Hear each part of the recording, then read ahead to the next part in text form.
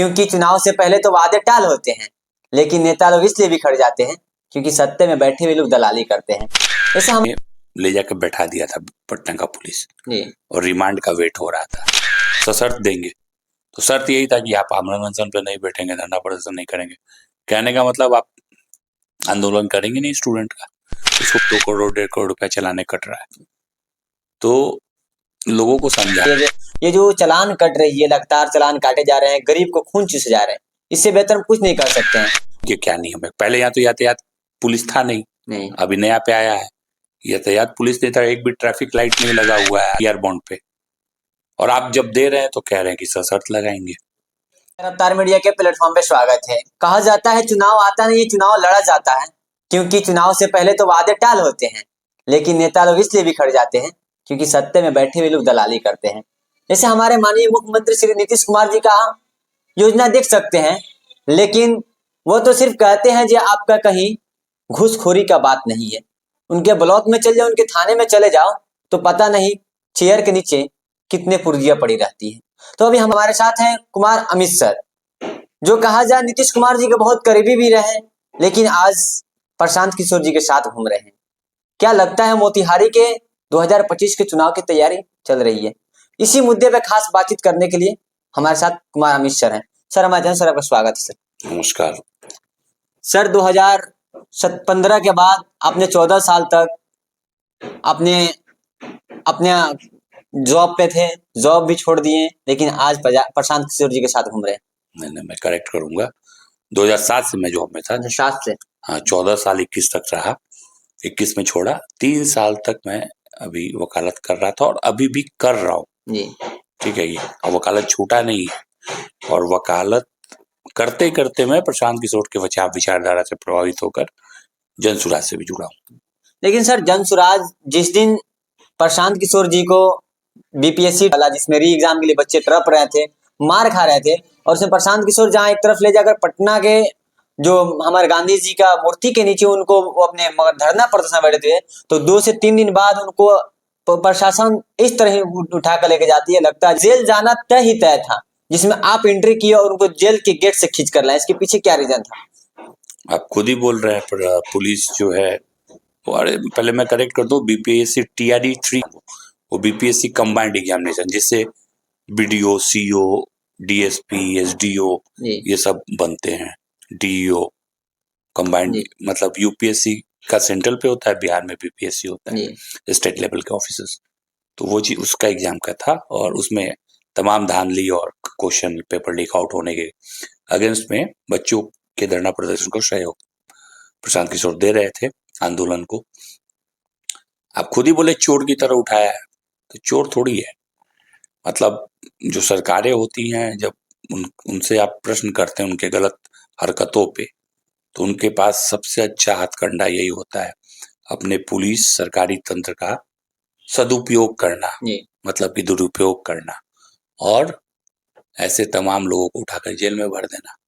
तो वो अपना प्रयास कर रहे थे, लेकिन इस देश के अंदर कॉन्स्टिट्यूशन है, और कॉन्स्टिट्यूशन जो है संविधान जिसे हम लोग कहते हैं, संविधान जो है, संविधान ही लोगों को पावरफुल बनाती है, उनको ड्यूटीज देती है, उनके पावर को कंट्रोल करती है, और इसके लिए माननीय न्यायालय है। तो पुलिस की जो हरकतें थी उसको माननीय न्यायालय ने ठीक कर दिया, बस इतनी सी बात है।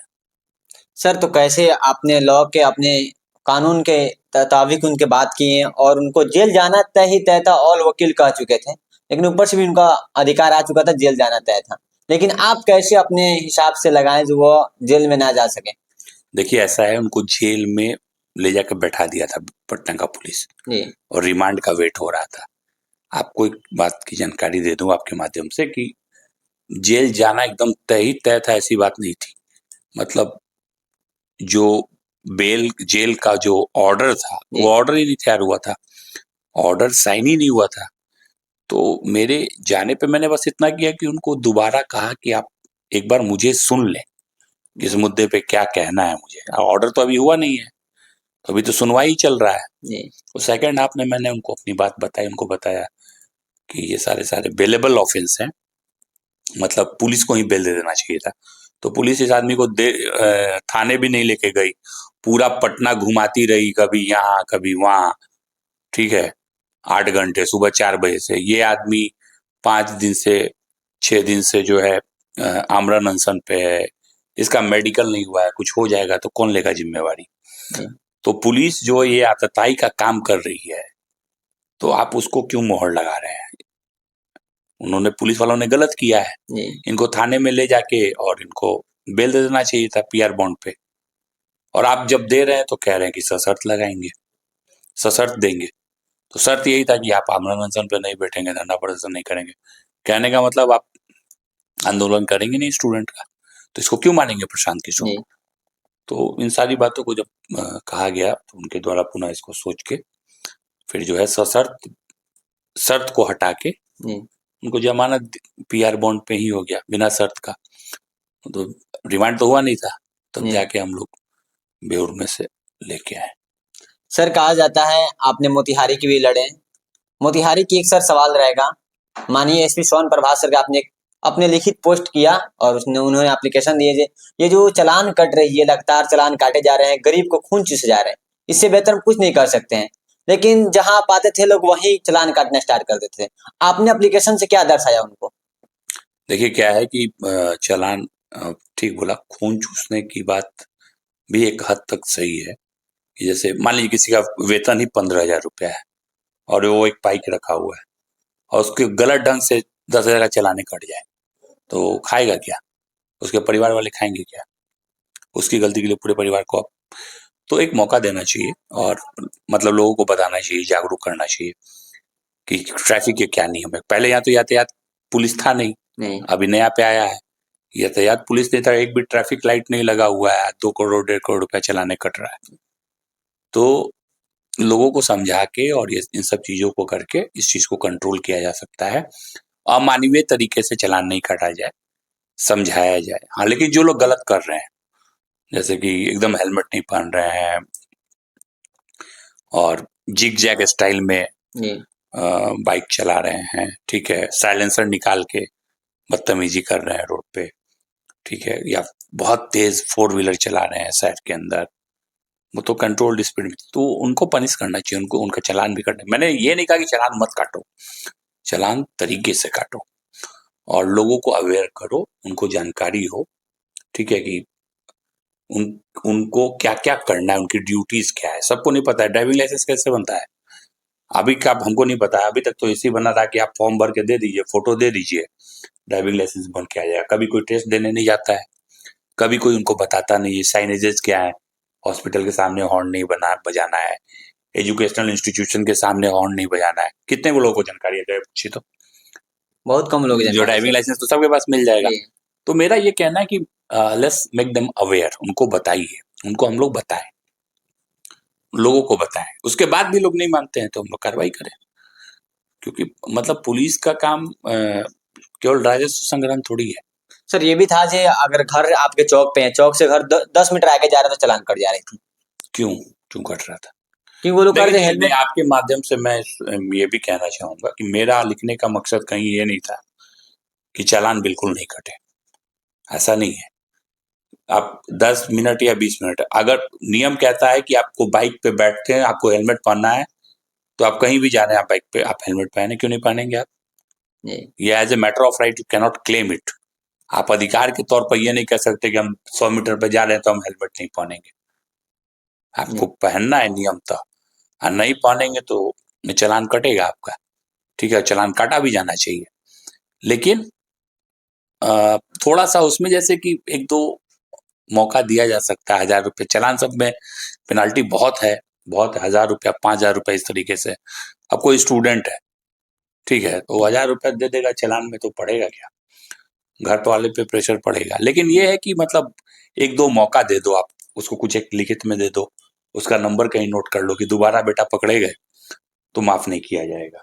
सर, एक वीडियो हम रखे हैं, उस वीडियो में चालान नहीं काटे, चौक पर से ले लिए और आगे जाकर उनसे 1,000 रुपया की डिमांड कर लिए।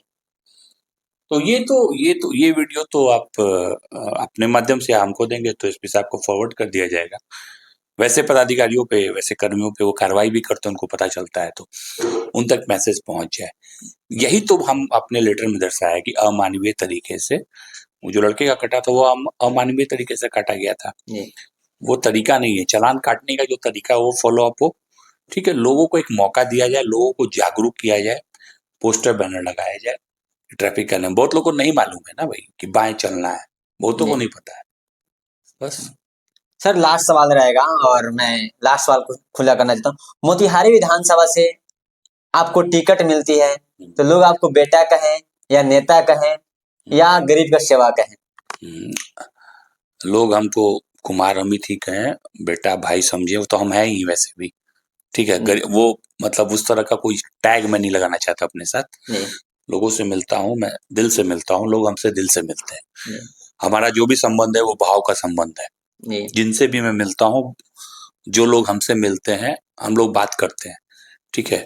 तो डेफिनेटली किसी के लिए हम भैया हैं, कोई मेरा छोटा भाई है, कोई बहन है, इस तरह का संबंध है, कोई चचा है, इस तरीके का संबंध है, ठीक है। जैसा जिसका एज ग्रुप, जिसका जिस तरह से, तो वो चीज है। वो टैगलाइन जो होता है, चुनाव स्पेसिफिक टैगलाइन लोग लेके चलते हैं कि फलाना नहीं फलाना, फलाना नहीं फलाना, ठीक है। तो वो सब हम कुछ नहीं है, हम सिंपल आदमी हैं। हम ये है कि हम राजनेता नहीं है जो केवल राजनीति करता है, ठीक है। हम चाहते हैं कि जो कुछ संभव हो सके उसको किया जाए, उसके लिए जो कुछ बन पड़ता है वो किया जाए, जो मेरे हाथ में है वो मैं करूं, जो मैं करवा सकता हूं उसको करवाऊं, ठीक है। ये इसकी बात कर रहे हैं हम लोग सब जगह जा भी रहे हैं तो यही बात हो रही है कि उनका क्या प्रॉब्लम है। जो बहुत सारी चीजें, एप्लीकेशन लिखिएगा सॉर्ट आउट हो जाएगा, ठीक है। लेकिन उनको पता नहीं है, उसको कोई तवज्जो नहीं दे रहा है। बहुत ऐसा चीज है कि एक फोन कॉल कर दीजिएगा कि भाई ये देख लीजिए जरा, इसमें ये प्रॉब्लम है, इसको देखा जाए क्यों नहीं हो रहा है, तो वो भी हो जाएगा। ऐसा थोड़ी है ऑफिसर्स कोई या कोई भी कर्मी जो है मंगल ग्रह से थोड़ी आया धरती पे, वो भी किसी गांव समाज से, किसी शहर से उठ के आया है ना। हाँ, तो हमारा अंग है, तो उसको समझाइए, बुझाइए, प्यार मोहब्बत से कीजिए। नहीं करेगा तो फिर देयर तमाम तरह के रास्ते, उससे कराया जाएगा। हाई कोर्ट्स आर देयर, तो लड़ाई लड़के कराया जाएगा, जैसे होगा कराया जाएगा। जो जेन्युइन काम है, सही काम है, उसको तो कराया जाएगा।